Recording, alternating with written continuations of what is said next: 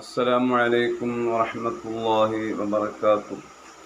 ബിസ്മില്ലാഹി വൽഹംദുലില്ലാഹ് വസ്സലാത്തു വസ്സലാമു അലാ റസൂലില്ലാഹ് വഅലാ ആലിഹി വഅസ്ഹാബിഹി അൽ-ഫായിസീന ബിറിദല്ലാഹി അമ്മാ ബഅദ്. ഫിഖ്ഹ് പാഠം 87. ഒരാൾ കേരളത്തിൽ നിന്നും അജ്മീർ ഷരീഫിലേക്ക് സിയാറത്തിന് വേണ്ടി യാത്ര പുറപ്പെട്ടു.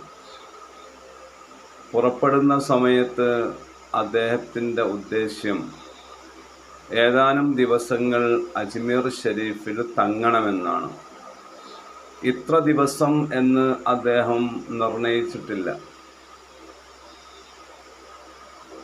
അതല്ലെങ്കിൽ 4 ദിവസമോ അതിലധികമോ അവിടെ തങ്ങണം എന്നുണ്ട്. ഈ 2 സാഹചര്യത്തിലും അദ്ദേഹം അജ്മീർ ഷരീഫിൽ എത്തുന്നതോടുകൂടെ അദ്ദേഹത്തിൻ്റെ യാത്ര മുറിയുന്നതും ഇനി അജ്മീർ ഷരീഫിൽ തങ്ങുന്ന കാലയളവിൽ അദ്ദേഹത്തിന് യാത്രയിലെ ആനുകൂല്യങ്ങൾ ഖസ്ർ ജംഅ് എന്നിവ എടുക്കാൻ പറ്റാത്തതുമാണ്. അതേസമയം 1, 2, 3 ദിവസങ്ങൾ തങ്ങണമെന്നാണ് അദ്ദേഹം ഉദ്ദേശിച്ചത് എന്ന് സങ്കല്പിക്കുക. എന്നാൽ അദ്ദേഹം അവിടെ എത്തുന്നതോടുകൂടെ യാത്ര മുറിയുന്നില്ല.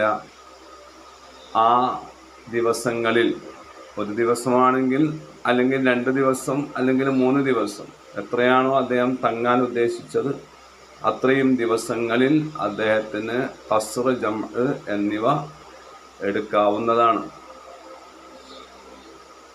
അവിടെ എത്തുമ്പോൾ തന്നെ യാത്ര മുറിയുന്നു എന്ന് പറഞ്ഞത് യാത്ര പുറപ്പെടുന്ന സമയത്ത് അദ്ദേഹം അവിടെ തങ്ങണമെന്ന് നിരുപാധികം കരുതുകയോ അതല്ലെങ്കിൽ 4 അതിലധികം ദിവസങ്ങൾ തങ്ങണമെന്ന് കരുതുകയോ ചെയ്ത് അങ്ങനെ യാത്ര പുറപ്പെടുമ്പോഴാണ് അവിടെ എത്തുമ്പോൾ തന്നെ യാത്ര മുറിയും എന്ന് പറഞ്ഞത്. അപ്രകാരം തന്നെയാണ് അവിടെ എത്തിയതിന് ശേഷം അദ്ദേഹം തങ്ങാൻ കരുതുമ്പോഴും. അവിടെ എത്തിയതിന് ശേഷമാണ് അദ്ദേഹം അവിടെ തങ്ങാൻ കരുതിയത്. അപ്പോൾ ഇത്ര ദിവസം എന്ന് പ്രത്യേകം നിർണയിച്ചില്ല. നിരുപാധികം തങ്ങണം എന്ന് കരുതുമ്പോഴും ഇനി 4 അതിലധികം ദിവസങ്ങളോ തങ്ങണം എന്ന് കരുതുമ്പോഴും ആ കരുതുന്നതോടുകൂടെ യാത്ര മുറിയുന്നു. ഇനി അതല്ല, 1 ദിവസം തങ്ങണം, അല്ലെങ്കിൽ 2 ദിവസം തങ്ങണം, 3 ദിവസം തങ്ങണം എന്നൊക്കെയാണ് ഉദ്ദേശിച്ചതെങ്കിൽ ആ കരുത്തുകൊണ്ട് യാത്ര മുറിയുന്നില്ല. അത്രയും ദിവസം അയാൾ അവിടെ തങ്ങുമ്പോഴും അയാൾക്ക് യാത്രയുടെ ആനുകൂല്യങ്ങൾ പറ്റാവുന്നതാണ്. ഇത് അജ്മീർ ഷരീഫിലേക്ക് എന്നില്ല, യാത്രയുടെ ഇളവുകൾ സ്വീകരിക്കാവുന്ന എവിടേക്കുള്ള യാത്രയിലും ഇത് ബാധകമാണ്. അപ്പോൾ ചില ആളുകൾക്കൊക്കെ ഒരു ധാരണയുണ്ട്, ഏത് യാത്രയിലും ലക്ഷ്യസ്ഥാനത്ത് എത്തിയാൽ അവിടെ 3 ദിവസം നമുക്ക് യാത്രയുടെ ആനുകൂല്യങ്ങളുമായി മുന്നോട്ട് പോകാം എന്ന ഒരു നിരുപാധിക ധാരണയുണ്ട്. അത് ശരിയല്ല.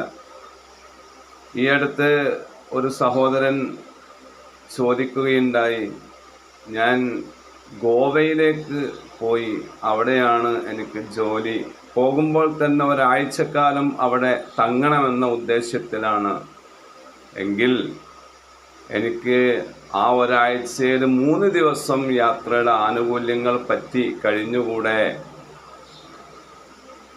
അദ്ദേഹം ധരിച്ചു വച്ചിട്ടുള്ളത് എന്തായാലും 3 ദിവസം യാത്രയുടെ ആനുകൂല്യങ്ങൾ പറ്റാമെന്നാണ്. അത് ശരിയല്ല.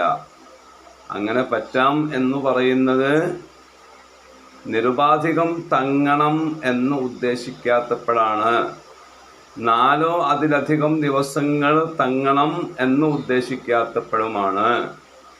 അങ്ങനെ ഉദ്ദേശിക്കുമ്പോൾ 3 ദിവസം യാത്രയുടെ ആനുകൂല്യങ്ങൾ പറ്റാൻ നിർവാഹമില്ല. അതേസമയം നേരത്തെ പറഞ്ഞതുപോലെ 3 ദിവസം വരെ 1 ദിവസമോ 2 ദിവസമോ 3 ദിവസമോ ഇങ്ങനെയാണ് തങ്ങാൻ ഉദ്ദേശിച്ചത് എങ്കിൽ അവിടെയാണ് അദ്ദേഹത്തിന് ആ 3 ദിവസം യാത്രയുടെ ആനുകൂല്യങ്ങൾ പറ്റാം എന്ന് പറയുന്നത്. അല്ലാതെ 7 ദിവസം തങ്ങാൻ ഉദ്ദേശിച്ചു പോയ അയാൾ അവിടെ എത്തുമ്പോൾ തന്നെ യാത്ര മുറിഞ്ഞു. പിന്നെ എങ്ങനെയാണ് 3 ദിവസം അദ്ദേഹം യാത്രയുടെ ആനുകൂല്യങ്ങൾ എടുക്കുക? അപ്പോൾ ഈ കാര്യങ്ങളൊക്കെ വളരെ വ്യക്തമായി മനസ്സിലാക്കണം. അല്ലാതിരുന്നാൽ നമ്മുടെ കർമ്മങ്ങൾ വൃഥാവിലായി പോകും. അല്ലാഹു തആല നമുക്ക് വിഷയങ്ങൾ പഠിച്ച് മനസ്സിലാക്കി ജീവിതത്തിൽ പകർത്താൻ തൗഫീഖ് നൽകട്ടെ. ആമീൻ.